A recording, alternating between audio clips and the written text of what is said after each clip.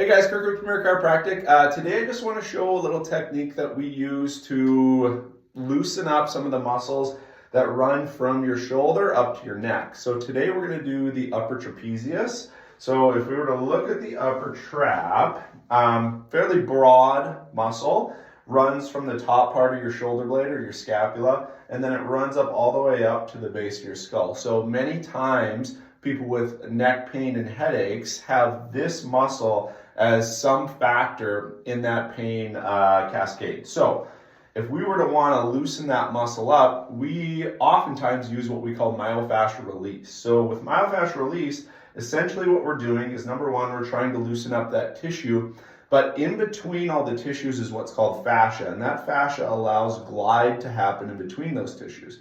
So if you have stiffness and tightness in a tissue over a prolonged period of time, you can get some restriction in the ability for those tissues to glide on each other.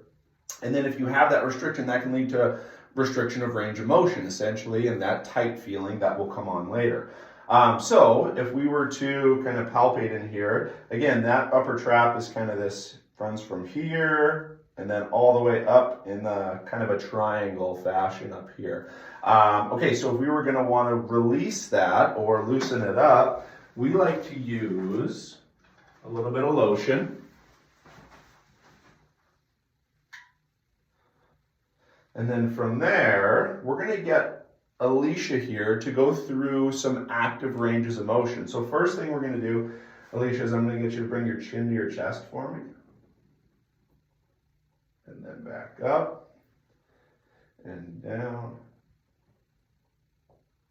Back up. So we would go through as many passes of that as we need to be able to loosen up this tissue. And then we're going to also take what we learned from our assessment in terms of the ranges of motion that Alicia would be restricted in, and then we're going to try to apply that to our soft tissue work. So I'm also going to get her to look over her right shoulder and then bring your chin down to your collarbone for me.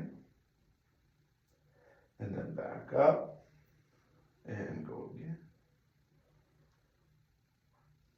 And back up and go again. And back up.